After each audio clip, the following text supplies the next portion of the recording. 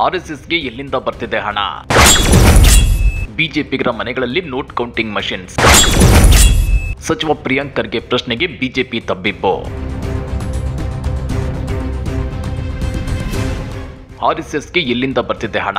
ಬಿಜೆಪಿಗರ ಮನೆಗಳಲ್ಲಿ ಸಿಗ್ತಾ ಇರೋ ನೋಟು ಎಣಿಸೋ ಮಷಿನ್ಗಳ ಮರ್ಮವೇನೋ? ಸಚಿವ ಪ್ರಿಯಾಂಕ್ ಖರ್ಗೆ ಕೇಳ್ತಾ ಇರೋ ಒಂದೊಂದು ಪ್ರಶ್ನೆಗೂ ಬಿಜೆಪಿ ನಾಯಕರು ತಬ್ಬಿಬ್ಬಾಗ್ತಿದ್ದಾರೆ. ಹಾಗಾದ್ರೆ ಮಹಾಭಾರತ ಮುಗಿದ್ರು ಬಿಜೆಪಿ ಭ್ರಷ್ಟಾಚಾರದ ಕಥೆಗಳು ಮುಗಿಯಲ್ಲ ಅಂತ ಹೇಳಿದ್ದಕ್ಕೆ ಸಚಿವ ಪ್ರಿಯಾಂಕ್ ಖರ್ಗೆ ಅಂದ್ರ? ಅದನ್ನ ಡೀಟೇಲ್ ಆಗಿ ತೋರಿಸ್ತೀವಿ. ಆದ್ರೆ ಅದಕ್ಕಿಂತ ಮೊದಲು ಹಲೋ ಕನ್ನಡ ಯೂಟ್ಯೂಬ್ ಚಾನಲ್ ಅನ್ನ ಸಬ್ಸ್ಕ್ರೈಬ್ ಮಾಡ್ಕೊಳ್ಳಿ. ಹಾಗೇನೆ ಪಕ್ಕದಲ್ಲಿರೋ ಬೆಲ್ ಬಟನ್ ಅನ್ನು ಪ್ರೆಸ್ ಮಾಡಿ. ಬಿಜೆಪಿ, ಆರ್ಎಸ್ಎಸ್ ಮತ್ತು ಸಚಿವ ಪ್ರಿಯಾಂಕ್ ಖರ್ಗೆ ಅವರ ನಡುವೆ ಮಾತಿನ ಮಲ್ಲ ಯುದ್ಧ ನಿಲ್ಲೋ ಯಾವ ಲಕ್ಷಣಗಳು ಕಾಣ್ತಿಲ್ಲ.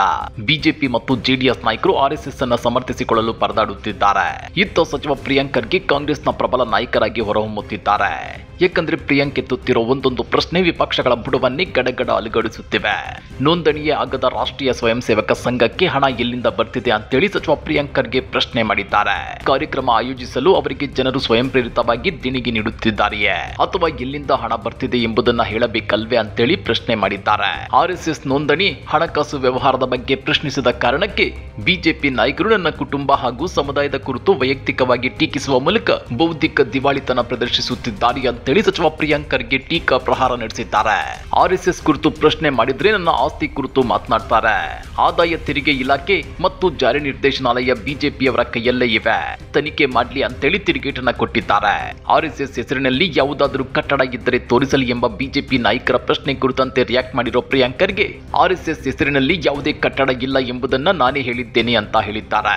ಇನ್ನ ಭೀಮ್ ಆರ್ಮಿ ಸಂಘಟನೆ ಚಿತ್ತಾಪುರದಲ್ಲಿ ನವೆಂಬರ್ 2ರಂದು ರ್ಯಾಲಿಗೆ ಅನುಮತಿ ಕೇಳಿರುವ ವಿಚಾರವಾಗಿ ರಿಯಾಕ್ಟ್ ಮಾಡಿರೋ ಸಚಿವ ಪ್ರಿಯಾಂಕ್ ಖರ್ಗೆ ಇದೇ 24ರಂದು ನ್ಯಾಯಾಲಯ ಏನು ತೀರ್ಪು ನೀಡಲಿದೆಯೋ ನೋಡಬೇಕು.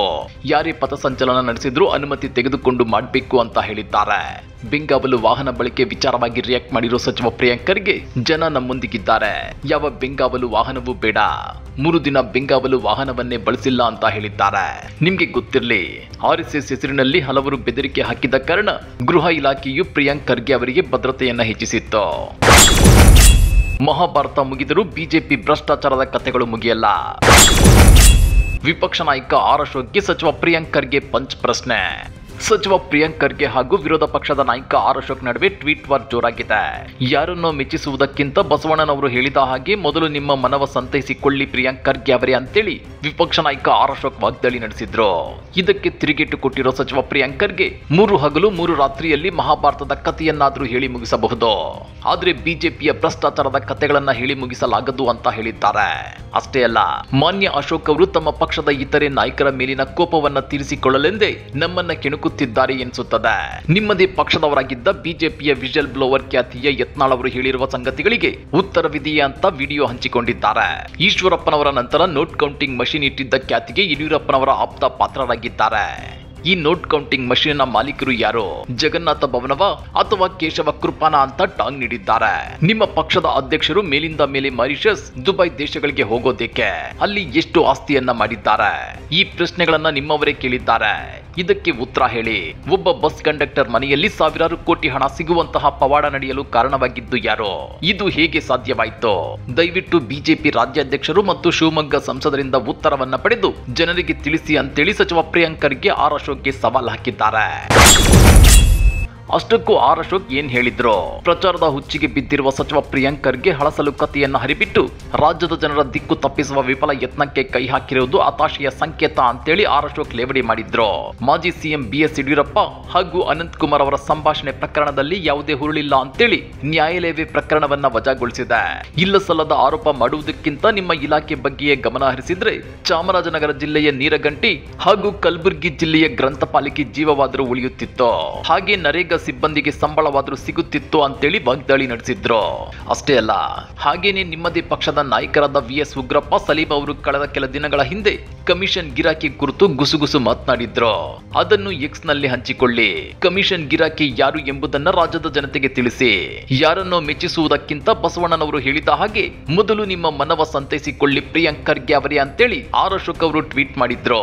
ಇದಕ್ಕೆ ಪ್ರಿಯಾಂಕ್ ಖರ್ಗೆ ಕೂಡ ಇದೀಗ ಅಷ್ಟೇ ತೀಕ್ಷ್ಣವಾಗಿ ತಿರುಗೇಟನ್ನ ಕೊಟ್ಟಿದ್ದಾರೆ. ಇನ್ನ ಬಿಹಾರ ಚುನಾವಣೆಗಾಗಿ ಕರ್ನಾಟಕದಲ್ಲಿ ಸಚಿವರು ಅಧಿಕಾರಿಗಳಿಂದ ವಸೂಲಿ ಮಾಡುತ್ತಿದ್ದಾರೆ ಎಂಬ ಆರೋಪದ ಬಗ್ಗೆ ಬಿಜೆಪಿಯನ್ನ ಹಿಗ್ಗಾಮುಗ್ಗಾ ಟೀಕಿಸಿರುವ ಸಚಿವ ಪ್ರಿಯಾಂಕ್ ಖರ್ಗೆ ರಾಜ್ಯದ ಸಂಪನ್ಮೂಲಗಳನ್ನು ಹೈಕಮಾಂಡ್ಗೆ ತಿರುಗಿಸಿದ ಕೀರ್ತಿ ಬಿಜೆಪಿಗೆ ಸಲ್ಲುತ್ತೆ ಹೊರತು ಕಾಂಗ್ರೆಸ್ಗಲ್ಲ ಅಂತ ಹೇಳಿದ್ದಾರೆ. ಈ ಬಗ್ಗೆ ಟ್ವೀಟ್ ಮಾಡಿರೋ ಸಚಿವ ಪ್ರಿಯಾಂಕ್ ಖರ್ಗೆ ಬಿಜೆಪಿ ಹೈಕಮಾಂಡ್ಗೆ 1800 ಕೋಟಿ ರೂಪಾಯಿ ಕಪ್ಪ ನೀಡಿದ್ದನ್ನ ಯಡಿಯೂರಪ್ಪನವರು ಹಾಗೂ ದಿವಂಗತ ಅನಂತಕುಮಾರ್ ಅವರ ಸಂಭಾಷಣೆಯಲ್ಲಿ ಬಹಿರಂಗವಾಗಿದ್ದನ್ನ ಬಿಜೆಪಿ ನಾಯಕರು ಮರೆತಿದ್ದಾರೆಯೇ? ಮರೆತಿದ್ರೆ ನಾವು ಮತ್ತೊಮ್ಮೆ ನೆನಪಿಸುತ್ತೇವೆ ಎಂದಿದ್ದಾರೆ.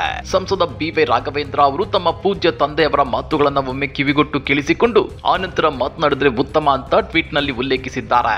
ಬಿಜೆಪಿಯಲ್ಲಿ ಮುಖ್ಯಮಂತ್ರಿ ಹುದ್ದೆಗೆ 2500 ಕೋಟಿ ರೂಪಾಯಿ ಕೊಡಬೇಕು ಎಂದಿದ್ದವರು ಬಿಜೆಪಿಯವರೇ. ಮಂತ್ರಿಗಿರಿಗೆ 60 ರಿಂದ 70 ಕೋಟಿ ಕೊಡಬೇಕು ಎಂದಿದ್ದವರು ಬಿಜೆಪಿಯವರೇ. ಬಿಜೆಪಿ ಹೈಕಮಾಂಡ್ ಹುದ್ದೆಗಳನ್ನ ಮಾರಾಟಕ್ಕಿಟ್ಟು ವ್ಯಾಪಾರಕ್ಕೆ ಕುಳಿತಿತ್ತು ಎಂಬುದನ್ನ ಬಿಜೆಪಿಯವರೇ ಬಹಿರಂಗಪಡಿಸಿದ್ರು ಅಂತೇಳಿ ಸಚಿವ ಪ್ರಿಯಾಂಕ್ ಖರ್ಗೆ ಟ್ವೀಟ್ ಮಾಡಿ ಬಿಜೆಪಿಗರನ್ನ ಕುಟುಕಿದ್ರು.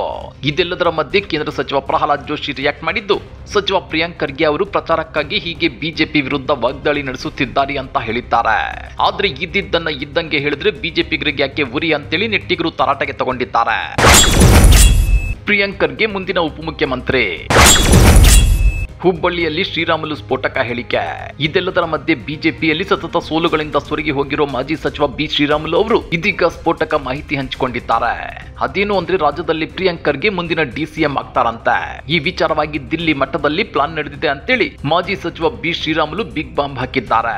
ಒಂದು ವೇಳೆ ಸಚಿವ ಸತೀಶ್ ಜಾರಕಿಹೊಳಿ ಮುಖ್ಯಮಂತ್ರಿ ಆದಲ್ಲಿ ವಾಲ್ಮೀಕಿ ಸಮುದಾಯಕ್ಕೆ ಬಲ ಬಂದಂತಾಗುತ್ತೆ ಅಂತಾನು ಸಂತೋಷ ವ್ಯಕ್ತಪಡಿಸಿದ್ದಾರೆ. ನಿಮ್ಗೆ ಗೊತ್ತಿರಲಿ, 2018ರಲ್ಲಿ ಬಿಜೆಪಿ ಅಧಿಕಾರಕ್ಕೆ ಬಂದ್ರೆ ಬಿ ಶ್ರೀರಾಮುಲು ಅವರನ್ನ ಡಿಸಿಎಂ ಮಾಡೋದಾಗಿ ಕೇಂದ್ರ ಗೃಹ ಸಚಿವ ಅಮಿತ್ ಶಾ ಅವರು ಚುನಾವಣಾ ಪ್ರಚಾರದಲ್ಲೇ ಘೋಷಿಸಿದ್ರು. ಆದ್ರೆ 2019ರಲ್ಲಿ ಬಿಜೆಪಿ ಅಧಿಕಾರಕ್ಕೆ ಬಂದ್ರು ಬಿ ಶ್ರೀರಾಮುಲು ಅವರನ್ನ ಡಿಸಿಎಂ ಮಾಡಿರಲಿಲ್ಲ. ರಾಮುಲು ಅವರು ಹೇಳಿದಂತೆ ವಾಲ್ಮೀಕಿ ಜನಾಂಗಕ್ಕೆ ಮೀಸಲಾತಿಯೂ ಹೆಚ್ಚಳವಾಗಲಿಲ್ಲ. ಅಷ್ಟೇ ಯಾಕೆ, ಬಿ ಶ್ರೀರಾಮುಲು ಅವರಿಗೆ ಮೊದಲು ಆರೋಗ್ಯ ಖಾತೆ ಕೊಟ್ಟು ಆನಂತರ ಅದನ್ನ ಹಿಂಪಡೆದು ಸಮಾಜ ಕಲ್ಯಾಣ ಖಾತೆಯನ್ನ ಕೊಟ್ಟಿದ್ರು. ಇತ್ತೀಚೆಗೆ ಸತತ 2 ಚುನಾವಣೆಗಳಲ್ಲಿ ಸೋತ್ಮೇಲೆ ಬಿ ಶ್ರೀರಾಮುಲು ಅವರನ್ನ ರಾಜ್ಯ ಬಿಜೆಪಿಯಲ್ಲಿ ಆಲ್ಮೋಸ್ಟ್ ಸೈಡ್ಲೈನ್ ಮಾಡಲಾಗಿದೆ. ಇಂಥ ಟೈಮಲ್ಲಿ ಸಚಿವ ಪ್ರಿಯಾಂಕ್ ಖರ್ಗೆ ಅವರು ಡಿಸಿಎಂ ಆಗ್ತಾರೆ, ಸಚಿವ ಸತೀಶ್ ಜಾರಕಿಹೊಳಿ ಸಿಎಂ ಆದ್ರೆ ವಾಲ್ಮೀಕಿ ಸಮುದಾಯಕ್ಕೆ ಬಲ ಬಂದಂತಾಗುತ್ತೆ ಅಂತ ಹೇಳುತ್ತಿರೋದನ್ನ ನೋಡಿದ್ರೆ ರಾಜ್ಯ ಬಿಜೆಪಿಯಲ್ಲಿ ಬಿ ಶ್ರೀರಾಮುಲು ಅವರ ಬೇಳೆ ಬೇಯ್ತಿಲ್ಲ ಅನ್ನೋದು ಇಲ್ಲಿ ಸ್ಪಷ್ಟವಾಗಿ ಎದ್ದು ಕಾಣ್ತಿದೆ. ಇನ್ನ ರಾಜ್ಯದಲ್ಲಿ ತುರ್ತು ಪರಿಸ್ಥಿತಿ ಇದೆ ಅಂತೇಳಿ ಆರೋಪಿಸಿರೋ ಬಿ ಶ್ರೀರಾಮುಲು ಕಾಂಗ್ರೆಸ್ ಸರ್ಕಾರವು ವಿನಾಕಾರಣ ಆರ್ಎಸ್ಎಸ್ ವಿಚಾರದಲ್ಲಿ ದ್ವೇಷ ರಾಜಕೀಯ ಮಾಡ್ತಿದೆ. ಆರ್ಎಸ್ಎಸ್ ನಲ್ಲಿ ಮುಕ್ತವಾಗಿ ಭಾಗವಹಿಸಲು ಕೇಂದ್ರ ಸರ್ಕಾರ ಗೆಜೆಟ್ ಮೂಲಕ ಅವಕಾಶ ನೀಡಿದ್ರು ಕಾಂಗ್ರೆಸ್ ಇದರಲ್ಲಿ ರಾಜಕೀಯ ಮಾಡುತ್ತಿದೆ ಅಂತ ಕಿಡಿಕಾರಿದ್ದಾರೆ. ಕಾಂಗ್ರೆಸ್ ಸರ್ಕಾರವನ್ನ ನಿಂತ ನೀರಿನ ಸರ್ಕಾರ ಅಂತ ಕರೆದ ಅವರು ಆಡಳಿತ ವೈಫಲ್ಯಗಳನ್ನ ಮರೆಮಾಚಲು ಆರ್ಎಸ್ಎಸ್ ವಿಚಾರವನ್ನ ಹುಟ್ಟು ಹಾಕಿದ್ದಾರೆ ಅಂತಾನು ಆರೋಪಿಸಿದ್ದಾರೆ. ಆದ್ರೆ ವಿಧಾನಸೌಧದಲ್ಲಿ ಪಾಕಿಸ್ತಾನ್ ಜಿಂದಾಬಾದ್ ಘೋಷಣೆ ಕೂಗಿದವರನ್ನ ಕಾಂಗ್ರೆಸ್ ರಾಜ್ಯಸಭೆ ಮತ್ತು ಲೋಕಸಭೆಗೆ ಸದಸ್ಯರನ್ನಾಗಿ ಮಾಡುತ್ತಿದೆ. ಆದ್ರೆ ಭಾರತ ಮಾತಾ ಕಿ ಜೈ ಎನ್ನುವವರನ್ನ ಅಥವಾ ಆರ್ಎಸ್ಎಸ್ ಕಿ ಜಿಂದಾಬಾದ್ ಎಂದರೆ ಕ್ರಮ ಕೈಗೊಳ್ಳುತ್ತಾರೆ ಎಂದ್ರೆ ಈ ಕಾಂಗ್ರೆಸ್ನ ಮನಸ್ಥಿತಿ ಏನೋ? ಅಧಿಕಾರಕ್ಕಾಗಿ ದೇಶದ್ರೋಹಿಗಳೊಂದಿಗೆ ರಾಜಿಯಾಗುವ, ದೇಶದ್ರೋಹಿಗಳಿಗೆ ಬೆಂಬಲ ನೀಡುವ ಕೆಲಸ ಕಾಂಗ್ರೆಸ್ ಸರ್ಕಾರ ಮಾಡ್ತಿದೆ ಅನ್ನೋದು ಅಧಿಕಾರಕ್ಕೆ ಬಂದಾಗಿನಿಂದ ಅವರ ನಡೆಗಳನ್ನ ಗಮನಿಸಬಹುದು. ಕಾಂಗ್ರೆಸ್ ಸರ್ಕಾರ ಭಾರತೀಯ ಸಂಸ್ಕೃತಿಯ ಬಗ್ಗೆ ಮಾತನಾಡುವ ಯಾವ ನೈತಿಕತೆಯನ್ನು ಹೊಂದಿಲ್ಲ ಅಂತೇಳಿ ಬಿಜೆಪಿ ಮುಖಂಡ ಬಿ ಶ್ರೀರಾಮುಲು ಟೀಕಾ ಪ್ರಹಾರ ನಡೆಸಿದ್ದಾರೆ. ಹಾಗಾದ್ರೆ ಬಿಜೆಪಿ ಮತ್ತು ಆರ್ಎಸ್ಎಸ್ ವಿರುದ್ಧ ಸಚಿವ ಪ್ರಿಯಾಂಕ್ ಖರ್ಗೆ ನಡೆಸುತ್ತಿರೋ ಈ ವಾಗ್ದಾಳಿಯ ಬಗ್ಗೆ ನೀವೇನಂತೀರಾ? ಬಿಜೆಪಿ ಮುಖಂಡ ಬಿ ಶ್ರೀರಾಮುಲು ಅವರು ಹೇಳಿದಂತೆ ಸಚಿವ ಪ್ರಿಯಾಂಕ್ ಖರ್ಗೆ ಡಿಸಿಎಂ ಆಗ್ತಾರಾ? ಕಮೆಂಟ್ ಮಾಡಿ, ವಿಡಿಯೋ ಲೈಕ್ ಮಾಡಿ, ಶೇರ್ ಮಾಡಿ. ಇಂಥ ಮತ್ತಷ್ಟು ರೋಚಕ ರಾಜಕೀಯ ಸುದ್ದಿಗಳನ್ನ ಮಿಸ್ ಮಾಡದೆ ನೋಡ್ಬೇಕು ಅಂದ್ರೆ ಹಲೋ ಕನ್ನಡ ಯೂಟ್ಯೂಬ್ ಚಾನಲ್ ಅನ್ನ ಸಬ್ಸ್ಕ್ರೈಬ್ ಮಾಡ್ಕೊಳ್ಳಿ.